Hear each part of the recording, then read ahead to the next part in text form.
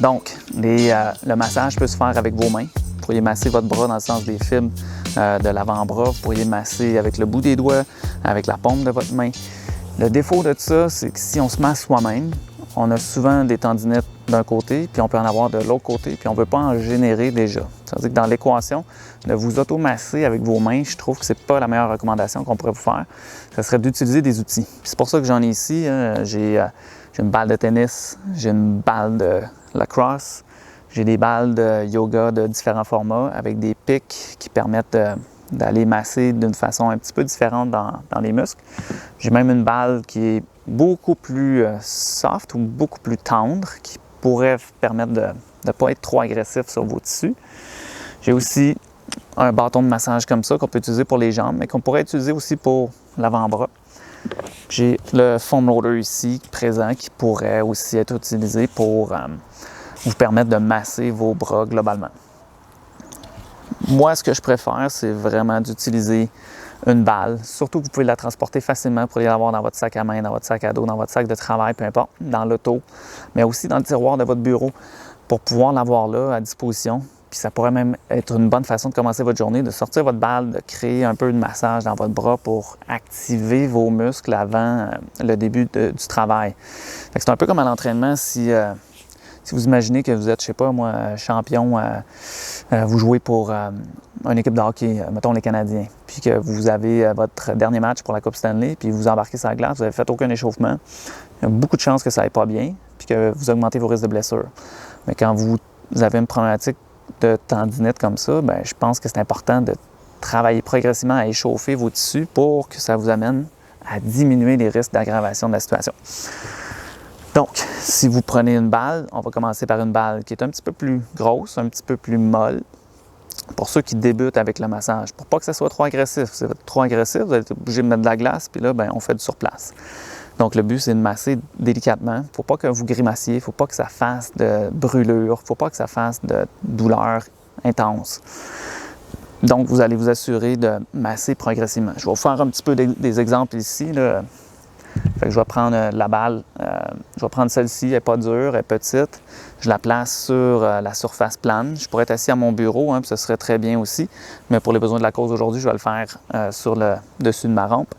Donc, vous pourriez masser dans le sens de la longueur des fibres, soit des fléchisseurs au niveau de l'avant-bras ici à l'interne, ou soit au niveau des extenseurs, plus au niveau externe du bras. Fait que ce massage-là, allez-y progressif. Vous n'avez pas besoin de peser fort au départ. Pas besoin d'aller vite non plus. Allez doucement puis essayez de ressentir les points de tension que vous avez. Puis massez-les tranquillement, ça devrait atténuer un petit peu puis ça peut faire du bien. Si jamais vous avez l'impression que ça irrite puis que ça fait mal à la fin, vous pourriez mettre de la glace par la suite. C'est le même concept toujours. Ça veut dire que si c'est irrité, on veut baisser la tension, on veut baisser la sensibilité au niveau du nerf, bien, on va prendre la glace, ça devrait aider au niveau de la perception de votre douleur. Donc, la durée de ça peut être, on peut masser 1 minute, on peut masser 2 minutes si on veut. L'important, c'est de ne pas y aller trop longtemps, trop fort pour pas que ce soit un irritant qui crée encore là un autre processus d'inflammation. On pourrait y aller avec le bâton de massage. Je pourrais le placer sur ma jambe puis masser de cette façon-là. Fait que je pense que vous avez compris le principe, c'est de masser progressivement pour une durée qui n'est pas trop longue, comme 1, 2, 3 minutes, avec le bâton, avec le rouleau de massage, avec ce que vous avez à disposition. Rappelez-vous que vous commencez d'une façon pas trop intensive, puis après ça, vous allez évoluer vers quelque chose qui est plus intense. Ensuite de ça, généralement, là, il va y avoir une évolution. On devrait passer progressivement aux étirements.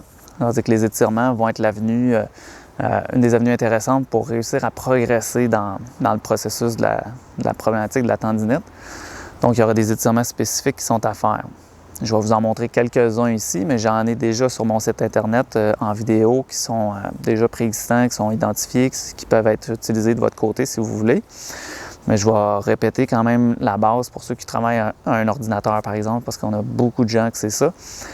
Donc, ce que moi, je propose, c'est des micro-pauses aussi au bureau. Si jamais vous n'êtes pas en arrêt de travail, que vous ne pouvez pas vous arrêter, mais vous devriez faire des étirements progressifs qui sont non douloureux. Ça veut dire qu'il ne faut pas que ça génère de la douleur quand vous les créez. Ça se pourrait que vous n'ayez pas la même amplitude que moi je vais avoir sur la vidéo. C'est normal, parce qu'actuellement, j'en ai plus de tendinite, puis ça va bien. Donc, faites pas la même angle ou amplitude ou même intensité que moi je fais. Fiez-vous à vos perceptions, c'est important. On ne devrait pas générer une douleur élevée quand on fait des étirements. Au contraire, on devrait avoir peut-être une sensation d'étirement, un léger inconfort, mais sans plus. Puis ce qui va faire le travail, c'est la progression, c'est l'accumulation de ces petits étirements-là doucement avec le temps qui va faire que vos tissus vont mieux se réaligner, vont mieux se régénérer parce qu'on va faire d'autres choses aussi au travers. Donc, on commence avec les étirements. J'y vais relativement simplement. Ce que je vais faire, je vais me placer mon bras de côté, vous allez mieux voir. Puis, je ne maintiendrai pas la durée des étirements standard parce que ça va être peut-être une vidéo qui est déjà un petit peu longue pour vous. Donc, je vais les faire plus courts, mais vous devriez maintenir une vingtaine à trentaine de secondes chacun des étirements. Donc, prenez le temps aussi de respirer, d'expirer, puis de ne pas hausser les épaules quand vous faites vos étirements. Ça ne sert à rien de faire ça, mais je sais que les gens ont tendance à le faire comme ça. On ne veut pas ça, on veut relaxer les épaules, puis réussir à faire notre étirement de la bonne façon. Moi, je propose qu'on commence avec les fléchisseurs à l'intérieur de l'avant-bras. Généralement, la plupart du temps, les gens vont avoir une épicondylite externe, très souvent. Mais il y a une tension à l'intérieur de ces muscles-là qui peut aider à réduire celle qui va s'accumuler à l'extérieur des bras parce qu'on a plus tendance à serrer fort. Puis ces muscles-là sont un petit peu moins forts et moins endurants, donc ils vont fatiguer quand ceux-ci sont trop tendus. Donc on va commencer avec le fléchisseur du poignet. On peut y aller avec la prise de la paume comme ça ici, puis on va tirer. Je vais utiliser mon pouce pour pousser un petit peu sur le dos de ma main, puis ramener tranquillement la paume de main vers moi. Je devrais ressentir un étirement qui est ici, pas de douleur aiguë. Je peux faire la même chose avec le début de mes doigts comme ça ici. Donc, je vais placer 2 doigts sur la base de mes doigts, puis je vais tirer dans cette direction-là encore une fois. Je maintiendrai une vingtaine de secondes. Un troisième intéressant, ça pourrait être le bout des doigts comme ça ici. On pourrait aller le chercher ici, comme ça. Il y a plein d'autres façons de faire. On pourrait mettre les mains au sol, je pourrais mettre mes 2 mains ensemble en même temps, je pourrais gagner du temps, mais en fait, aujourd'hui, je voulais vous montrer les principes de base. Il faut utiliser la glace au bon moment, il faut faire du massage progressivement, on veut faire des étirements, prendre des micro-pauses, peut-être une fois aux 20 minutes, une fois aux demi-heure, une fois à l'heure, mais il ne faut pas continuer de travailler sans arrêt, sans s'étirer, ça devrait vous aider. Donc pour les fléchisseurs, simplement, ça peut être ça, il y en aurait d'autres, mais pour les besoins de la cause, on va continuer. Donc là, on va faire la portion plus externe de l'avant-bras.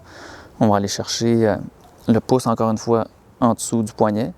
Je vais faire une légère traction, donc je vais tirer un petit peu sur ma main, puis je vais pousser sur le dessus de ma main pour ramener vers moi.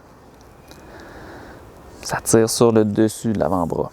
Pour certains, ça peut être juste ici, pour d'autres, ça va être un peu plus ici. C'est variable. Vous pourriez même aussi changer un petit peu l'inclinaison au niveau de votre poignet, soit à l'interne, soit un petit peu à l'externe aussi. Fait que ces prises-là vont changer un petit peu les tensions. Ça peut faire du bien de varier.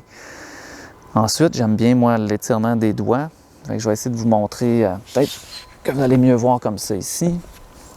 Fait que ce que je voudrais faire, en fait, c'est fermer mes doigts assez serrés pour finalement fermer mon poing complètement. Puis ce que je ferai par la suite, c'est je voudrais étirer mon bras puis aller chercher avec ma main par en dessous pour aller chercher tranquillement tirer mon poing vers le bas, vers moi, ce qui devrait générer un étirement sur le dessus de la main et sur le dessus de l'avant-bras. Super étirement, celui-là, faites attention, ça tire fort, puis probablement que c'est une portion de vos muscles qui sont affectés actuellement. Ce qu'on pourrait faire par la suite, c'est garder le même principe, mais vu que vous avez souvent la souris à travailler, vous pourriez garder l'index fermé, puis simplement aller chercher votre index avec 2 de vos doigts. Je pense qu'on voit bien comme ça. Puis, encore une fois, replier le doigt, puis le maintenir comme ça, puis tranquillement plier le poignet. Ce que vous allez sentir, c'est que ça va faire un étirement. Ça va faire un étirement spécifique sur la portion du dessus de l'avant-bras ici, encore une fois. Puis ça, c'est l'index. On a un muscle qui va être là, qui va être indépendant des autres. Puis, ça tombe bien parce qu'à la souris, on s'en sert pas mal de celui-là. Donc, n'hésitez pas à l'étirer doucement. Ça peut faire du bien. Ça, c'était les portions étirement. Il reste encore un peu de travail. Je sais que c'est un peu long comme vidéo, mais si vous voulez réussir à progresser, je vous le dis, faites ça, puis assurez-vous peut-être de communiquer avec moi pour s'assurer que vous êtes au bon niveau, aux bonnes étapes. Puis, si vous enchaînez ça de la bonne façon, vous devriez vous en sortir. Ça va aller beaucoup mieux. Donc, comme je disais, il y a d'autres étapes qui s'en suivent. Ce qu'on veut faire, en fait, pour la suite, c'est faire des exercices de renforcement en négatif, si on veut, ou en excentrique. Donc, ce serait d'éviter de contracter la portion qu'on connaît, là, qui est si je referme ma main, bon, ben là, ça, c'est concentrique. On veut plus une portion où on va étirer les fibres musculaires pour réussir à renforcer les tissus sans qu'il y ait trop de tension sur ces mêmes tissus-là. Donc, ce que je vais faire ici, c'est prendre l'exemple avec un poids. Moi, je vais le faire avec ce poids-là. C'est 5 livres. Vous, probablement, vous allez avoir besoin d'une livre, peut-être d'une canne de conserve. Plus que c'est petit, plus ça va être facile. Il faut aller étape par étape, mais on doit ressentir quand même un effet de contraction, un effet de fatigue qui peut s'accumuler un petit peu dans votre bras, tout en évitant d'avoir de la douleur, en évitant d'avoir des sensations d'inconfort intenses. Ce que je vais faire, je vais rapprocher peut-être un petit peu la caméra pour vous montrer ça. Puis on va augmenter la luminosité. J'ai l'impression qu'il fait noir un peu. Alors, comme ça. Donc, je vais le faire sans le poids pour vous montrer. Puis on va s'assurer que vous comprenez bien. On va serrer ces balles-là. Ça. Tiens. Alors, l'exercice qu'on va faire, c'est de s'assurer que quand je vais faire le dessus de l'avant-bras, je vais relever ma main avec le poids, ou avec la charge, ou avec la canne de conserve, peu importe, avec ma main toujours, pour les premières phases. Ce qu'on va ensuite faire, c'est retenir le mouvement du poids de la main vers le sol. Donc, je répète, je remonte avec ma main, je retiens le mouvement en contrôle tranquillement vers le sol. C'est ça l'exercice. Donc, si je le fais pour le dessus du bras, c'est comme ça. Si je le faisais dans l'autre sens, pour les muscles à l'intérieur, j'aurais mon poids dans ma main ici. Je viendrais soulever la charge avec mon bras opposé, puis je retiendrai le mouvement en descendant vers le bas comme ça ici. Je répète, je remonte comme ça et je redescends en contrôle. Avec le poids, ce que ça ressemblerait, c'est je commence en bas ici, je m'aide avec ma main ici, je contrôle la descente. On pourrait compter jusqu'à 3 secondes, peut-être même plus, pour descendre en contrôle. Je recommencerai de cette façon-là, puis je contrôle la descente. Ce qu'on va ressentir, c'est qu'il y a une fatigue qui va s'installer, une contraction qui se fait ici. Mais elle ne va pas tirer de la même façon sur les tendons que si je levais le poids sans ma main ici. C'est super important de comprendre ça. Pour la suite, je ferai de l'autre côté. Puis je soulèverai la charge avec ma main. Je retiendrai vers le bas tranquillement en quelques secondes. Ici, moi, le rebord, il est rond. Fait que pour mon avant-bras, c'est bien. De votre côté, ça serait bien d'avoir quelque chose qui est confortable. Pas quelque chose qui est trop à angle droit, qui va venir abîmer un petit peu votre poignet. Donc, un bord de table qui est arrondi serait bien. Sinon, vous pouvez mettre une serviette, un coussin ou un petit quelque chose pour être plus confortable. Donc, je contrôle la descente en quelques secondes. La fatigue devrait apparaître ici. Maintenant, le point là-dessus, c'est à quel moment la fatigue va apparaître, à combien de répétitions je dois faire. Bien, il faut se rappeler les principes de base. Ça veut dire que si on ne ressent aucune fatigue apparaître, il y a des chances que ça ne progresse pas énormément, mais il y a des chances que ça progresse quand même. Si on n'est pas capable de faire plus que 3 répétitions sans douleur, c'est peut-être que vous n'êtes pas rendu là. Donc ça, je vous invite à venir justement me voir pour qu'on soit capable de tester ça ensemble. Mais la règle de base, ce serait de faire peut-être 1 à 2 séries au départ, de réussir à faire 10 à 12 répétitions tout en n'ayant aucune douleur, mais de la fatigue qui peut apparaître ou de la tension musculaire qui apparaît, ça serait bien. Puis progressivement, il s'agirait d'augmenter le volume d'entraînement de semaine en semaine pour voir une progression jusqu'à on arrive à un point où on est capable de faire en augmentant des charges, en n'ayant pas de douleur, puis par la suite, on pourrait réintégrer des mouvements plus standards de contraction sans utiliser la deuxième main, puis progressivement s'en aller dans la bonne voie. Fait que ça fait partie des exercices qui sont super importants. Ça peut faire toute une différence. Donc, on sait, la tendinite, il faut que ça bouge, il faut qu'on étire, il faut qu'on masse, il faut qu'on renforce. Puis, il y a d'autres outils que vous pourriez utiliser. on a parlé de la glace, mais là, on a parlé de la chaleur et l'alternance du chaud, du froid pourrait être super intéressant aussi ça fait du bien, puis en même temps, ça active la circulation.